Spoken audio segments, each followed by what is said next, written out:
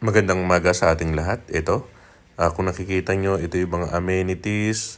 Kung red po ang nakikita nyong marker, ito po ay pre-selling. Ang dilaw naman po na mga marker dito ay end lot or corner lot. Ito naman po yung mga ongoing construction natin dito sa Liora Homes na Cavite. Ayan. Sa next po ng video, ipapakita ko naman po yung ating model house. Nag-tripping po kami dito.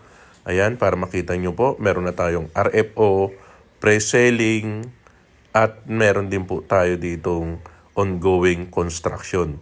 Kaya ito po, nakikita nyo, napakarami na pong ongoing construction. Ayan, ayan po yung ating mga buyer. Andito po ang ating swimming pool, isang pang-adult at isang kiddie pool. Ayan. Meron din tayo dito na clubhouse, covered basketball court, at meron din tayo dito na park and playground. Ayan, andito po tayo sa mga amenities ng ating Liora Homes na Cavite. Ayan, matatagpuan po ito sa barangay Malainin Bago na Cavite. Ayan, pinakita po natin sa buyer natin ang ating mga amenities para sa ganun, kapag dito na po sila nakatira, ay ma-enjoy naman po nila yung ating mga amenities dito. Ayan. Ito naman po ang ating mga RFO unit.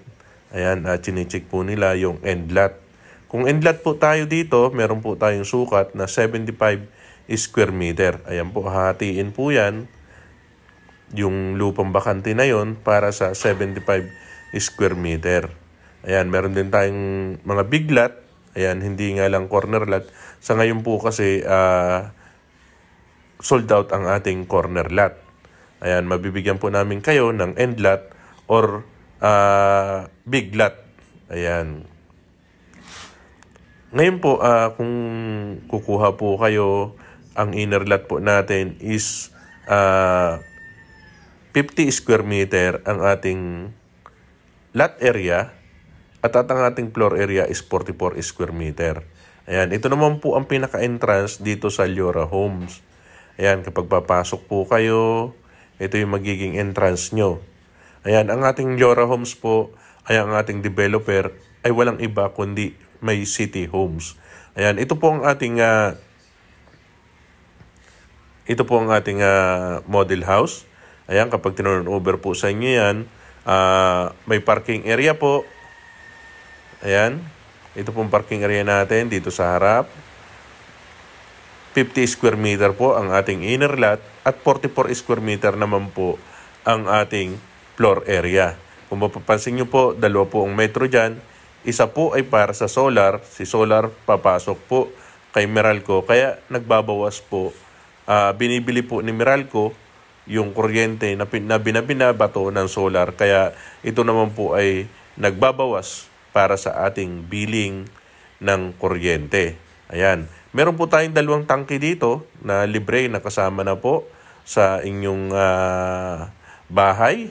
Isa po ay ang para sa fresh water at isa sa rainwater. Ang ating rainwater po ay pwedeng kargahan hanggang 700 liters at ang ating fresh water naman is 500 liters. Ayan. Ito po yung mga RFO unit natin. Ayan, doon po sa mga gusto na magpa-tripping, PM nyo lang po ako para ma-assist ko po kayo. Ayan po. Marami po tayo ditong available ngayon na RFO unit. Ito po yung ating turnover. Ang kailangan nyo lang po dito is lagyan ng tiles kasi wala pa po itong tiles. Ayan, semi-complete po ito. Malaki naman po ang toilet and bath.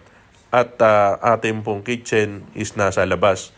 Naka-screen door, naka-double lock, may screen protector, may kasama na rin po itong kesame, at meron na rin po tayong dalawang tangke at meron po tayong solar.